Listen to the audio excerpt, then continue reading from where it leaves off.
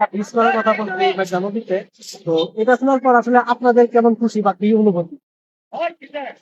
এমন ভালো লাগবে এটা তো বলার ভাষা নাই। আচ্ছা। অনেক অনেক মানে অপশন লাগছে, কিন্তু একালে এরপরে অনুভবটা যাক, এত বছর তো মানে সংসদে কেউ কথা বলেও না, কিন্তু এবার যেহেতু বলছে আল্লাহর রহমতে আশা করি হয়ে যাবে। আপনার কি আশাবাদী? যখন বর্তমান যে বিষয় বা পুলিশ একটা ব্রিজের কথা বলছিল গত সংসদে আর কি, মানে গতকাল যেটা হয়েছে আর কি, তো এখানে ব্রিজ হওয়ার কথা শুনে বা উনি যে সংসদে প্রস্তাব আছে এটা শুনে তো আপনারা কেমন আসলে কিছু অনুভূতি দেখতে পাবেন?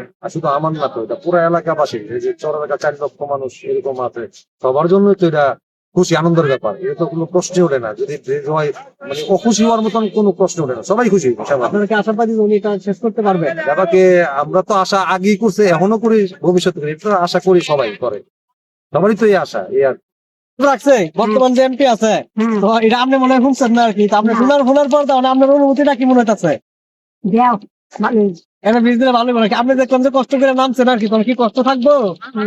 কষ্ট থাকতো না। হ্যাঁ, অনেক ভালো হবে। ভাইজান, আপনি তো কষ্ট করে নৌকা থেকে নামাইছেন, আবার পূজা হয়েছেন মাথার মধ্যে, বয়সে তারপর যাইতে হইতেছে। তো এখানে যে গতকাল যে আমাদের বর্তমানে সব একটা সংসদে প্রস্তাব আছে ব্রিজ করার কথা আর কি, এটা শুনে আপনাদের কেমন লাগছে? আলহামদুলিল্লাহ, আল্লাহর কাছে লাখ কোটি শুকরিয়া, যদি হয় বাস্তবায়ন। আল্লাহ দোয়া করবেন, অবশ্যই আমরা সহযোগিতা করে আশা করি বাস্তবায়ন করবো। ইনশাআল্লাহ চাই, আমরা চাই এই জায়গায় একটা সেতু হোক। আমাদের যাতায়াত অনেক সমস্যা, আমরা ঢাকা থেকে রেগুলার যাতায়াত করি, আমরা খুব কষ্ট। মাসে অন্তত 2 থেকে 3 বার যাতায়াত করা হয়। রাতের বেলা নৌকা নিয়ে কোনো অভিজ্ঞতা আছে? অনেক সময় নৌকা পাওয়া নিয়ে অনেক সময় আইসা অনেক দিন এখান থেকে ফেরত চলে গেছি, রিটার্ন নিয়েতে নরসিংদী চলে গেছি, বা কারো আত্মীয় স্বজনের বাসায় চলে গেছি। অনেক কষ্ট করছেন। আবার হ্যাঁ, অনেক ধন্যবাদ, আপনার মাথায় একটা বোঝা নিয়ে আমার অন্তত দু চার কথা বলছেন। অনেক ধন্যবাদ ধন্যবাদ আপনাদেরকে, আপনাকে। ধন্যবাদ।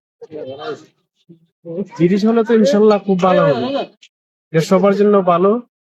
তা আমি অবশ্য এই এলাকার না, আমি সুনামগঞ্জ থেকে এসেছি, কিন্তু আমরা এই এলাকায় আমাদের আত্মীয় স্বজন সবাই আছে, সবার জন্য ভালো হবে ইনশাল্লাহ, খারাপ হবে না।